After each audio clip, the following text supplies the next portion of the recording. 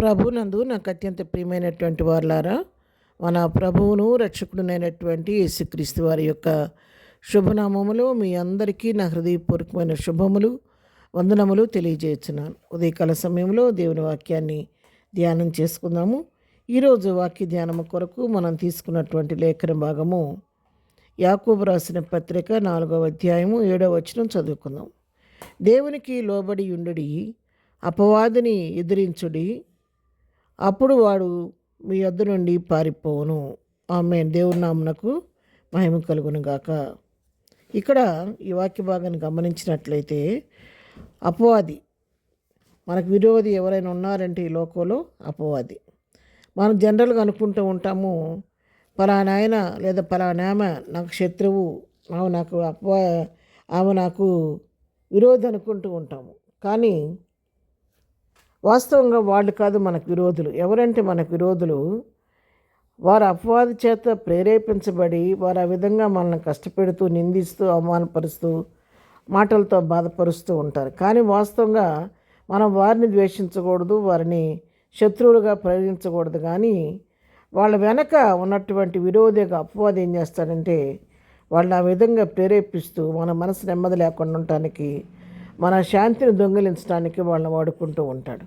కాబట్టి మన ఎదురుగా కనపడే మనుషులను మనం ద్వేషిస్తూ వారిని మనకు శత్రువులుగా భావించుకుంటూ ఉంటాం. కానీ వాస్తవంగా అసలు మనకు నిజమైన శత్రువు ఎవరంటే అపవాది, వాడు సాతాను. ఈ అపవాది అనేవాడు నిత్యము మన జీవితంలో వెంటాడుతూనే ఉంటాడు.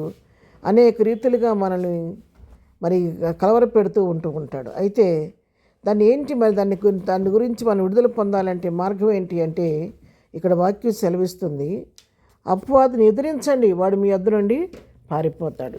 అపవాది ఆ రీతులుగా నిందల రూపంలోనూ, సరిహద్దులతో సమాధానం లేకపోవటం వలన, అనారోగ్యాల ద్వారానో, లేకపోతే ఇంకా అనేక ఆర్థిక సమస్యల ద్వారానో రకరకాలుగా మీ మనశ్శాంతిని దొంగిలిస్తూ మీ జీవితాల్లో శాంతి సమాధానం లేకుండా వాడు విసిగిస్తూ బాధ పెడుతున్న అప్పుడు ఏం చేయాలంటే వాడిని మీరు ఎదిరించండి. మీరు ఎదిరిస్తే వాడు మీ ఎదురుండి పారిపోతాడు. అయితే ఈ ఆధారంగా చేసుకొని చాలామంది అంటారు కదా, వాడిని గర్జిస్తే అపవాది వెళ్ళిపోతాడు, పారిపోతాడు. కానీ దేవుడు ఆ ఎదిరించడానికి ముందు ఒక చిన్న లిటిగేషన్ పెట్టాడు అక్కడ. అదేంటంటే దేవునికి లోబడి ఉండుడి. మనము దేవునికి లోబడకుండా, దేవుని చిత్తానుసారంగా జీవించకుండా, దేవుని ఆజ్ఞలను అనుసరించకుండా, దేవుణ్ణి ప్రేమించకుండా, దేవునితో సమయాన్ని గడపుకోకుండా, దేవుడు ఇచ్చినటువంటి వాక్యాన్ని ధ్యానించి వాక్యంతో మన హృదయాన్ని నింపుకోకుండా, ప్రభువుకు తగినట్టుగా మనం జీవించుకోకుండా, మన ఇష్టానుసారంగా మనం జీవిస్తూ మా యాకోబు పత్రిక 4:7 అపవాదిని ఎదిరించి వాడు పారిపోను ఉంది కాబట్టి నేను ఎదిరిస్తాను, వాడు పారిపోతాడు అనుకుంటే మాత్రం అది జరిగే పని కాదు. ఎప్పుడు జరుగుద్ది ఆ కార్యం అంటే మొదట మనం దేవునికి ఇష్టమైన వారిగా, దేవునికి లోబడి జీవిస్తూ, దేవునికి ప్రియబిడ్డలుగా జీవిస్తున్నప్పుడు, దేవునితో సహవాసం చేస్తున్నప్పుడు ఏమవుద్దంటే ఆ దేవునిలో ఉన్నటువంటి పునరుద్ధాన శక్తి నీలోకి నాలోకి వచ్చినప్పుడు, ఆయన జీవం మనలో ప్రవేశించినప్పుడు, మనము ఒక జీవవాక్కు మన నోటి నుంచి విడుదలై దాన్ని గద్దించినప్పుడు ఏమవుద్దంటే వాడు మన యొద్ద నుండి పారిపోతాడు. కాబట్టి అపవాది అనేక రకాలుగా శోధిస్తున్నప్పుడు మనం దేవునికి లోబడి జీవిస్తూ ధైర్యంగా దాన్ని ఎదిరించాలే కానీ దానికి భయపడకూడదని దేవుని వాక్యం సెలవిస్తూ ఉంది.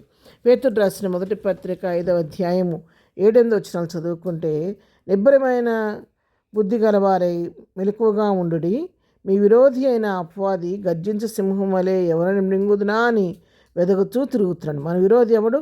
మన విరోధి అయిన అపవాది అంటే వాడు గర్జించు సింహంలాగా ఎవరిని మృంగుదునా అని తిరుగుతున్నప్పుడు వాడిని మనం ఏం చేయాలంటే, వాడు సింహంలాగా తిరుగుతున్నాడని మన పిరికి పందల్లాగా భయపడిపోవటం కాదు. కానీ మనం దేవుని కలిగిన వారమైతే, దేవుని బిడ్డలమైతే, దేవుని ఆజ్ఞానుసారంగా జీవించేవారమైతే మనం ధైర్యంగా ఏం చేయాలంటే అపవాదిని ఎదిరించాలి.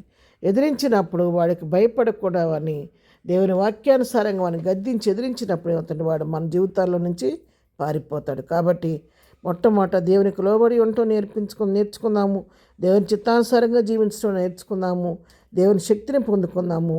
అపవాది తంత్రాలకు అదరక బెదరక వాటిని గద్దించి, వాటిని ఎదిరించి, వాటిని పారదోలి, వాటి మీద జయం పొందుకొని జయ జీవితం జీవిద్దాము. అలాంటి కృప ప్రభు మనకందరికీ దయచేయను గాక.